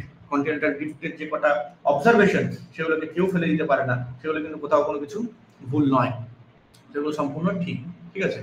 শুধুমাত্র আমরা দেখলাম কি প্রবলেমটা কোথায়, সেটা হলো আলফ্রেড ওয়েগনারের আগেও এই অবজারভেশন ছিল, 16 শতাব্দীর অবজারভেশন, ভুলটা প্রবলেমটা যেটা হলো সেটা হলো যে ফোর্স, যে তুমি যে টেকনিকটা দিচ্ছ, যে কারণে কন্টিনেন্টাল ড্রিফটটা হলো, সেই টেকনিকটা কিন্তু খুব একটা ঠিক লাগছে না। তুমি বলছো গ্র্যাভিটি, তুমি বলছো বামেন্সি, তুমি বলছো তোমার সেন্ট্রিফিউগাল ফোর্স, এগুলো খুব একটা কাজের কথা নয়। ভালো কথা, অবজারভেশন গুলো কথা ফেলে দেওয়া গেল না, ব্যাখ্যাটা তো একটা দিতে হবে। নেক্সট ব্যাখ্যা দেওয়ার জন্য আমাদের যিনি এগিয়ে এলেন তিনি হলেন আর্থার হোমস। বুঝে গেল? নেক্সট ব্যাখ্যা দেওয়ার জন্য যিনি এগিয়ে এলেন তিনি হলেন আর্থার হোমস 1930s এ। তুমি ভেবে দেখো, ওটা আমার ছিল 1920s এ, ঠিক আছে? তাহলে কেন কন্টিনেন্টাল ড্রিফটকে আমাকে ছাড়তে হলো, সেই ব্যাপারটা বোধ হয় মোস্ট প্রবাবলি এখনো পর্যন্ত ঠিকঠাক করে আনসার তোমরা দিতে পারবে। খুব একটা বেশি ছেলে মেয়ে কিন্তু জিওলজিতে আমাদের, অন্তত আমি অনেককেই জিজ্ঞেস করি, অনেকেই বলতে পারে না, ঠিক আছে? তাহলে তোমরা বুঝলে যে কন্টিনেন্টাল ড্রিফট থিওরি কি ছিল, তাতে কি প্রবলেম ছিল। আমরা লাস্ট ক্লাসে গিয়ে একটা সামারাইজ করবো তিনটে সমস্ত থিওরি গুলো। এটা সবাই রিলেটেড থিওরিজ, এরা সবাই রিলেটেড, একই অবজারভেশনকে এরা ব্যাখ্যা করে আলাদা আলাদা সময়ে আলাদা আলাদা টেকনিক দিয়ে, কিন্তু রিলেটেড থিওরি। আমরা দেখবো যে কোনটার মধ্যে কি ভালো, কোনটার মধ্যে কি খারাপ, লাস্ট দিনে গিয়ে এটা সামারাইজ করবো, ঠিক আছে? নেক্সট যেটা থিওরি আমরা বলছি সেটা হচ্ছে কনভেকশন কারেন্ট থিওরি। এইটা দিয়ে এটা একটা মিসিং লিংক, মিসিং লিংক বোঝো তো? আর্কিওপ্টেরিস তোমার পাখি এবং রেপটাইলের মধ্যে, বার্ডস এবং রেপটাইলের মধ্যে মাঝখানে একদিকে রেপটাইল একদিকে বার্ডস, মাঝখানে দাঁড়িয়েছে আর্কিওপ্টেরিস, বুঝতে পারছো? Missing link. সেরকম এই কন্টিনেন্টাল কারেন্ট থিওরি হচ্ছে মিসিং লিংক ইন বিটুইন কার মধ্যে, drift theory, continental drift theory and sea floor spreading. Sea floor spreading আমরা হঠাৎ করে চলে যাইনি, তার মাঝে অনেকখানি গল্প ছড়িয়েছিল। কি ছড়িয়ে রইল? আর্থার হোমস এলেন 1930s। তিনি বললেন কি, যে এই যে ম্যান্টেল, ক্রাস্ট ম্যান্টেল কোর ততদিনে ভালোভাবে আবিষ্কার হয়েছে। ক্রাস্ট ম্যান্টেল কোর আমরাও করে ফেলেছি। ক্রাস্ট মোটামুটি এর ম্যাক্সিমাম 100 কিলোমিটার পর্যন্ত কন্টিনেন্টাল ক্রাস্ট, এখানে তোমার ওরোজেনই হচ্ছে ফর এক্সাম্পল হিমালয়, তার নিচে রুটটা বেশ থিক, কন্টিনেন্টাল ক্রাস্টের থিকনেস ওইসব জায়গায় খুব বেশি হয়, 90 থেকে 100 কিলোমিটার পর্যন্ত হতে পারে, আদারওয়াইজ 35 কিলোমিটার তার অ্যাভারেজ থিকনেস। আমরা আগের দিনে এসব কিছু পড়েছি। তাহলে এই যে 100 কিলোমিটারই ধরলাম, এইখান থেকে শুরু করে এই যে 2900 কিলোমিটার পর্যন্ত ম্যান্টেল, এই জায়গার মধ্যে যে পৃথিবীর যে অংশটা থাকছে, যে পোর্শনটা লাই করছে, দ্যাট ইজ সেমি সলিড বা টু সাম এক্সটেন্ট সলিড। আমরা দেখেছি এখানে লো ভেলোসিটি জোন আছে, এখানে অ্যাস্ট্রোস্ফিয়ার আছে, এই সবগুলো আছে। উনি বললেন কি, আর্থার হোমস, যে এখানে একটা কনভেকশন কারেন্ট থাকতে হবে। তার কারণ why? Because of radioactivity. রেডিও অ্যাক্টিভিটির জন্য যে হিট জেনারেট হচ্ছে, বা পৃথিবীর যে হিট ইঞ্জিন, পৃথিবীর যে অলরেডি ট্র্যাপড হিট, কখন থেকে? Due to accretion, due to collision of the time of creation, ঠিক আছে? তাহলে টাইম অফ ক্রিয়েশন থেকে কলিশন অ্যাক্রিশনের ফলে যে হিটটা ট্র্যাপ হয়েছে, এবং এই হিটটাকে কন্টিনিউ করে নিয়ে চলেছে কে? এই হিট ইঞ্জিনটাকে ফুয়েলিং করছে কে? আমাদের রেডিও অ্যাক্টিভ এলিমেন্টস, ঠিক আছে? তাহলে এর ফলে যে হিটটা তৈরি হচ্ছে, এই হিটটা এসকেপ করার জন্য পৃথিবীর যে মাঝখানে সেমি সলিড লেয়ার, ঠিক আছে, আমি মনে করছি এইটাই ক্রাস্ট, ঠিক আছে? ক্রাস্টের থিকনেস খুব কম, তো ক্রাস্ট আমি আলাদা করে আঁকছি না। তাহলে এটা হলো গিয়ে ম্যান্টেল, আর এটা হলো গিয়ে কোর, ঠিক আছে, আর এটা হলো গিয়ে ক্রাস্ট। তাহলে এই যে ম্যান্টেলের এই যে হিটটা, এই হিটটাকে রেডিয়েট করার জন্য এই ম্যান্টেলের মধ্যে বেশ খানিকগুলো কনভেকশন কারেন্ট তোমার চলতে হবে। এই ম্যান্টেলের মধ্যে কি হবে? কনভেকশন কারেন্ট তৈরি হবে। তোমরা জানো তিনটে টাইপ অফ হিটের রেডিয়েশন হয়, মানে হিটের ট্রান্সমিশন হয়। একটা হলো গিয়ে কি তোমার কন্ডাকশন, একটা হলো গিয়ে কনভেকশন, আর একটা হলো গিয়ে রেডিয়েশন, ঠিক আছে? তাহলে তিনটে টাইপের হিটের ট্রান্সমিশন হয়, কনভেকশন, কন্ডাকশন, রেডিয়েশন। কন্ডাকশন কোথায় হয়? সলিডের মধ্যে হয়, সলিডের মধ্যে হয়। তুমি যখন একটা লোহার রডকে নিয়ে আগুনের মধ্যে গরম করতে দেবে, তখন এখানকার যে অ্যাটমস গুলো আছে এটা ভাইব্রেট করতে শুরু করবে, এবং এই ভাইব্রেশনটা আস্তে আস্তে লোহাটার মধ্যে ছড়িয়ে যাবে, এবং লোহাটা ওয়ান্স আপন আ টাইম গোটাটি গরম হয়ে যাবে, ঠিক আছে? ডিউ টু তোমার কন্ডাকশন একে বলে।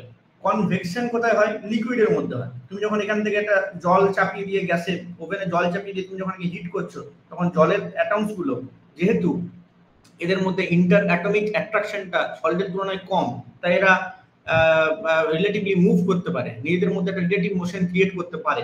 তার জন্য কি হচ্ছে, যে অ্যাটমসটা হঠাৎ করে ভাইব্রেট হওয়া শুরু হলো, যে নিচে রয়েছে হিট নিয়ে ভাইব্রেট হওয়া শুরু হলো, সে কি হবে? ইমিডিয়েট ওখান থেকে পালিয়ে যাবে, ওখান থেকে ছেড়ে চলে গেল, এবং এই ভাইব্রেশনটা যাওয়ার সময় পাশাপাশি অ্যাটমসগুলোকে একটু ছড়িয়ে দিয়ে গেল, ঠিক আছে? এর ফলে কি হচ্ছে? তোমার পাশাপাশি অ্যাটমসগুলো ভাইব্রেট করা শুরু হচ্ছে, এবং এই যে ট্রু মুভমেন্ট অফ অ্যাটমস, এটাকে আমরা কি বলছি? কনভেকশন, সলিডের ক্ষেত্রে কিন্তু movement, true movements of atoms হচ্ছে না, এরা নিজের জায়গাতে দাঁড়িয়ে ভাইব্রেট করছে, শুধু পাশের অ্যাটমটাকে একটু ঠুকে দিচ্ছে, তারপরে তার মধ্যে ভাইব্রেশন শুরু হচ্ছে, কেউ কিন্তু স্থান পরিবর্তন করছে না, নো মুভমেন্ট ইনভলভ, কোনো রকম কোনো মুভমেন্ট হচ্ছে না। কিন্তু কনভেকশনে ট্রুলি মুভমেন্ট ইনভলভ, বুঝতে পারছো? এবং রেডিয়েশনটা তো কমপ্লিটলি আলাদা ব্যাপার, এখানে হিট ওয়েভ হিসেবে রেডিয়েট করে যাচ্ছে, এনার্জি হিসেবে রেডিয়েট করে যাচ্ছে, ঠিক আছে? সেটা তো কমপ্লিটলি আলাদা একটা থিওরি। তাহলে আমরা এখানে আসছি কিছু কনভেকশন, কারণ মনে করা হচ্ছে কি যে ম্যান্টেলের ভেতরে সেমি সলিড বা লিকুইড টাইপের একটা ব্যাপার আছে, এবং এখানে কনভেকশন কারেন্ট চলছে, কনভেকশন সেলগুলো ভেতরে ঘুরছে, ঠিক আছে? তাহলে মনে করো আমরা এই ব্যাপারটা একটু পরিষ্কার করে রাখি ভালো করে বোঝার জন্য, যে কনভেকশন সেলগুলো যদি ভেতরে ঘুরে তাহলে দুই রকমের সিচুয়েশন ক্রিয়েট হতে পারে। মনে করো এটা হলো গিয়ে ম্যান্টেল, এখানের মধ্যে এই একটা কনভেকশন সেল, এই একটা কনভেকশন সেল, এই একটা কনভেকশন সেল, তিনটে আমার কনভেকশন সেল আছে, যেখানে এই কনভেকশন সেলটা ঘুরছে এইভাবে, এইটা ঘুরছে এইভাবে, ঠিক আছে? আর আবার মনে করো এটাও, এটা পরে দেখছি আমরা। তাহলে এই দুটো যে কনভেকশন সেল, এইটাকে বলা হচ্ছে, এইখানটা দেখো, এইখানটাতে কি হচ্ছে, ফলিং লিম বলা হয় এটাকে, আর এইটাকে বলা হয় হচ্ছে কি তোমার, যেটা একটু উল্টো দিয়ে ফেলেছি, অ্যারোগুলো এইদিকে দিও না, অ্যারোগুলো এইদিকে দাও, এইটাকে আমরা বলছি। তার মানে এই মুভমেন্টটা, মধ্যে কথা, এই মুভমেন্টটা কিন্তু দুজন দুদিকের দিকে, একটা যদি ক্লকওয়াইজ বলো, একটা অ্যান্টি ক্লকওয়াইজ মুভমেন্ট কিন্তু হচ্ছে, একটা যদি আমরা ক্লকওয়াইজ বলি, একটাকে অ্যান্টি ক্লকওয়াইজ মুভমেন্ট হচ্ছে। তাহলে এর মুভমেন্টটা এইদিকে আর এর মুভমেন্টটা এইদিকে, যদি এরকম ধরনের মুভমেন্ট হয় তাহলে কি হবে, তাহলে যেটা হবে সেটা হলো গিয়ে কি তোমার, তাহলে যেটা হবে, এখানে যে ওশেনিক, এখানে যে ক্রাস্টটা আছে, সে কিন্তু এইদিকে কন্টিনিউয়াসলি তোমার ঢুকে যাবে ভেতরে, ঠিক আছে? ঢুকে যাবে ভেতরে। তাহলে আরেকটু ভালো করে বলি তোমাদেরকে, মানে ব্যাপারটা হলো কি যে দুটো ফলিং লিম, এগুলোকে বলে ফলিং লিম, ঠিক আছে? দুটো ফলিং লিম যদি এক জায়গাতে আসে তাহলে কি হবে, এই যে মাঝখানে যেটা আছে সেটা ঢুকে যাবে ভেতরে, ঠিক আছে? তার মানে এখানে কন্টিনেন্ট গুলো কাছাকাছি আসবে। দুটো ফলিং লিম যেখানে সাবমার্জ করছে, একই রকমের লিম যেখানে সাবমার্জ করছে, সেখানে কি হচ্ছে, কন্টিনেন্ট গুলোকে কাছাকাছি নিয়ে আসবে, ঠিক আছে? আর যেখানে দুটো রাইজিং লিম সাবমার্জ করছে, যেখানে দুটো রাইজিং লিম কনভেকশন সেল, এটা সেলটা আছে পুরোটা, তাহলে যেখানে দুটো রাইজিং লিম সাবমার্জ করছে সেখানে কি হবে, তোমার কন্টিনেন্ট গুলোকে পরস্পর দূরে সরিয়ে দেবে, ঠিক আছে? তাহলে এই যে কনভেকশন কারেন্টটা ভেতরে ঠিক কিভাবে কাজ করছে তার উপরে ডিপেন্ড করে তার ম্যানিফেস্টেশনটা হবে, তার ক্রাস্টে ম্যানিফেস্টেশনটা হবে। তাহলে কোথাও কোথাও দেখবো কি আমরা ক্রাস্ট গুলো রিঙ্কেলড আপ হচ্ছে, এখানে আমরা কি দেখবো, এখানে আমরা দেখবো ক্রাস্ট গুলো রিঙ্কেলড আপ হচ্ছে, এরা কাছাকাছি সরে আসছে, ঠিক আছে? আর এখানে দেখবো ক্রাস্টের মধ্যে একটা ফ্র্যাকচার বা টর্ন অ্যাপার্ট হচ্ছে, যেখান দিয়ে কিন্তু আমার ম্যাগমাটিজম হচ্ছে, বেরিয়ে আসছে, ঠিক আছে? তাহলে এটা কি হলো, কনভেকশন কারেন্ট থিওরি। কে দিয়েছিলেন? Arthur Holmes. কখন দিয়েছিলেন? 1930s। কনভেকশন কারেন্ট থিওরির কারণ হিসেবে কি বলা হলো, why this is happening due to convection cell in molten mantle বা সেমি লিকুইড ম্যান্টেল, ঠিক আছে? তাহলে এইটা দিয়ে বলা হলো কি, কন্টিনেন্ট গুলো কিন্তু নড়ে সরে গেছে। দেখো অবজারভেশন কিন্তু যেখানে ছিল সেখানেই আছে, অবজারভেশন নিয়ে কোনো কথা হচ্ছে না, অবজারভেশন ঠিক আছে, কিন্তু কন্টিনেন্ট গুলো মুভ করছে কেন, এর উত্তরে যেখানে আমাদের অ্যালফ্রেড ওয়েগনার বললেন যে বাউয়েন্সি, টাইডাল এফেক্ট, গ্র্যাভিটেশনাল ফোর্স, সেইখানে এসে আর্থার হোমস বললেন যে না, কন্টিনেন্টাল কি বলে, ম্যান্টেল কনভেকশন কারেন্টটাই হচ্ছে গিয়ে আসল, ঠিক আছে? এইটা তুলনামূলকভাবে সকলের পছন্দ হলো, এবং এটাও পরবর্তীকালে গিয়ে একটু মডিফাই করে নিয়ে আমরা পাবো হচ্ছে গিয়ে সি ফ্লো স্প্রেডিং এর থিওরি, যেটাকে আবার একটু মডিফাই করে নিয়ে পাবো হচ্ছে গিয়ে আমরা plate tectonics theory. Step by step দেখবো, আমরা পরের দিনে সি ফ্লো স্প্রেডিং এবং প্লেট টেকটনিক্স নিয়ে কথাবার্তা বলবো। আজকে আমরা প্লেট টেকটনিক্স এর পার্ট 1 করলাম, বা প্লেট টেকটনিক্স এর বেসমেন্টটা দেখলাম, যে কিভাবে আমরা আস্তে আস্তে প্লেট টেকটনিক্সে ঢুকতে পারি, ঠিক আছে? তোমাদের দুঃখের বিষয়, তোমাদের সাথে আমি ইন্টারঅ্যাক্ট আজকে করতে পারলাম না, ঠিক আছে? যাই হোক, চেষ্টা করো এগুলোকে অ্যাটেন্ড করার, ঠিক আছে? ইন্টারঅ্যাক্ট করলে এগুলো একটু বেটার হয়।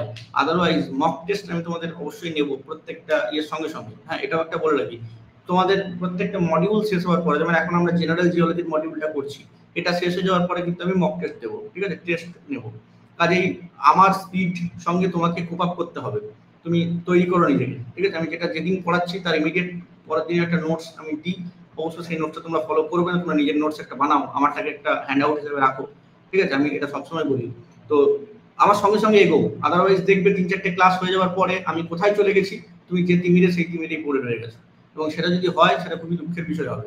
আমি কিন্তু এইটা আস্তে আস্তে টপকাতে অনেক দূর চলে যাবো। 6 মাস পরে, বা তুমি 1 মাস পরে, 6 মাস ছেড়ে দাও, 1-1.5 মাস পরে তুমি যদি মনে করো পড়া শুরু করবো বা লাইভ ভিডিও দেখে দেখে শুরু করবো, তাহলে কিন্তু একদম কপালে দুঃখ আছে।